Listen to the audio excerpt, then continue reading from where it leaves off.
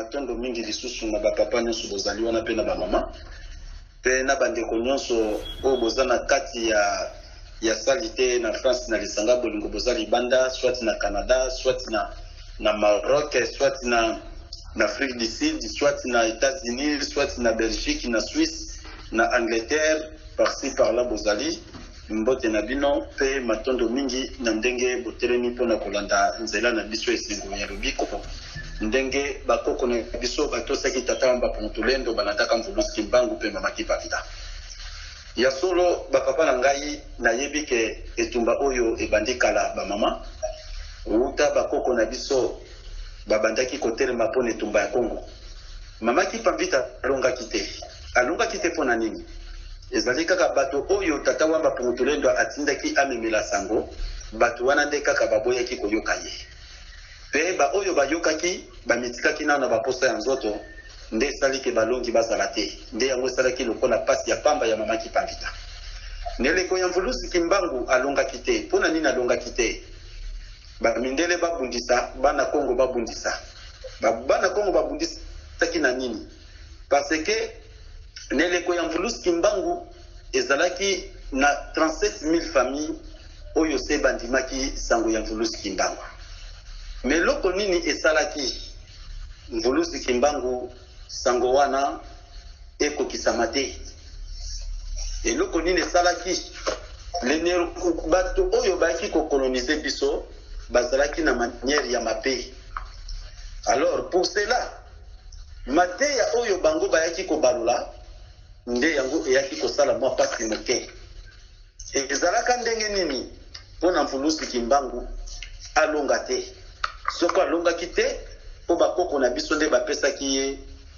mokongo parce que soki totali ntango mvulusi kimbangu ase déclenchaki situation politique ya Congo ezalaki penza pasi mingi parce que ezalaki na maboko ya bakolonialiste belge alors ntango bakolonialiste belge bamonaki mvulusi kimbangu aye kotelema aye kofongola bakoko na biso mayele bango bamonaki lokola ke tango na biso esili parce que mobikisi asili koya yango wana eyaki kosala nini tango mvulusi kimbangu ayaki kose déclencher mais baeuropéen batali ke babi mutu pamba mobola azali leloko te atangi pe bakelasi na biso te kasi ndenge nini aye kotelema mpona biso tokoya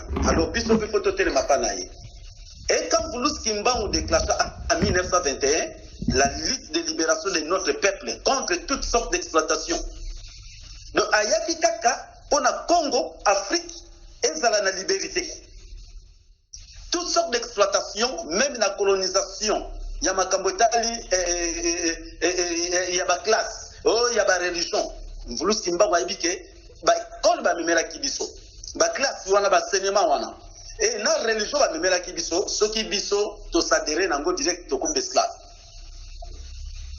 et c'est ça donc ezali eloko ya bato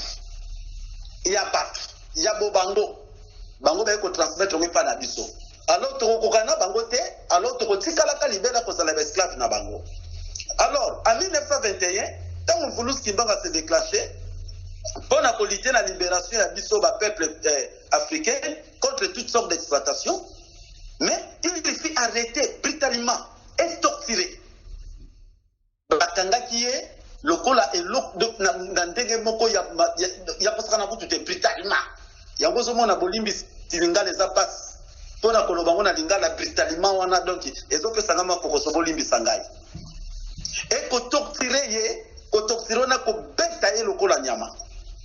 Les missionnaires catholiques réclamèrent sa tête en demandant qu'il soit pendu publiquement.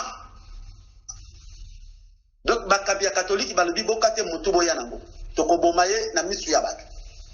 Mais, basala kitu bakata mvulusi kimbangu mutu ezo denda lokola kaushu. Mutu ekata na kite. Alors, wana nde sika mabomba miyanguya tata wamba Pontolendo. Oye moni samaki na nsoto ya mvulusi kimbangu liboso na babelge bakolonialiste catholique banani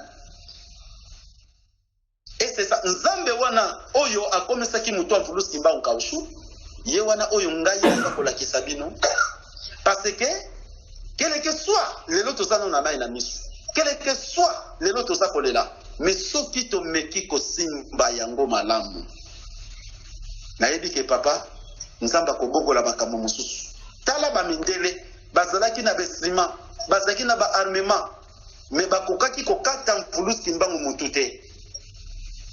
Alors pour cela eloko nini basalaki lokola bakokaki ete Kimbangu fut transféré dans une prison à Elisabethville. Oyo zobenga malelo oyo Lubumbashi. Au Katanga. Dans des conditions les plus inhumaines. Donc ndenge mutasombi ngulu aza komema ya za kokoka ye ndenge bamemela ka mvulusi Kimbangu. Nyama. Nyonso na pona nini amikatela motema. Botala muntu bakangi chaîne, bakangi na chaîne, bakangi ngo na sima mutu ka mutu kezo kende mbangu ye azo bazo ko sieta na mabere baza ko benda ye. Ah, nzami pungu. Mais nzami pungu abatela la personnalité physique ya mvulusi Kimbangu. Osomono. Donc, ba même ta condition moko les plus inhumaines avec les bras et les jambes enchaînés, maboko na makolo na chaîne. Tout au long des voyages qui a duré 3 mois, parcourant ainsi une distance de plus de 3500 km de Tiziville wana Mbanzangungu. 3500 km tiko koma kuna na Lubumbashi. Bosomona, likama oyo eyelaki ye. Mais sikoyo bamindele, parmi les 35 000 familles oyo bandibelaki mvulusi Kimbangu, mais bamindele basalaki nini? Pour frétir complètement son image. Basala kinini, bamindele, baye kome masangwa lokuta, et payi, ya baye olinaye, les combattants guerriers de Mvulusi Kimbangu. Ils racontèrent par exemple que Kimbangu était un chrétien modèle. Bakosi bango Kimbangu basala ki chrétien. Un homme à l'image du Seigneur Jésus-Christ, que ye azali ko représenter Yesu po azali lolenge moko andima ki ye. Qui à prison niait d'autres réconforts que la Bible. Et ça, les locaux musubo côté la tête car la Bible. Mon idée va ko samaki. Yango na soki da bandi ko song samwa histoire po na ko banga po na bino ba ibozola nda papa asambula boko samati. Bango pe bako saki bango. Les 35 000 familles wana tango bakangaki bakangi Kimbangu bango ba arrêter bango.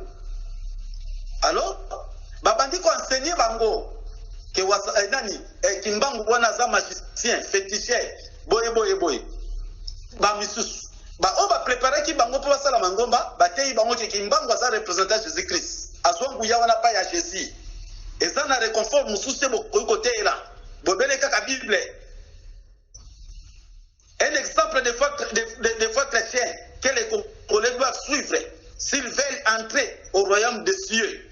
Botalanam, ceux qui motomoyindo nyokota na likolo, ezaka kalifo comme chrétien. Soko komi chrétien te, okota likolo te. Ndenge bakosaki. Tout au long de son emprisonnement, 30 ans, de 1921 à 1951. Le 12 octobre le 12 octobre 1921, Kimbangu batie na bolo. Le 12 octobre 1951, Kimbangu akufi. Et kokufa Kimbangu, ce n'est pas dit que akufa kindenge batu basoko kufa te. Tango tokomi vendredi, c'était le 12 octobre. Alobi ke lelonga na zozonga na ngai epa ya tata na mokili ya molimo. Tango bakomi na ngonga 15h, Mvulusi Kimbangu azuli bumuna beti yango 3 fois. Alali na kiti boye molimo ekati. Bamindele baye wana mutu akufi mazise boye foto ba loko nini ezalaka na kati na yesa disake misala wana. Bapasula Kimbangu na kati boye loko moko te. Kutu batinda ki docteur Mutumwindu. Docteur Mutumwindu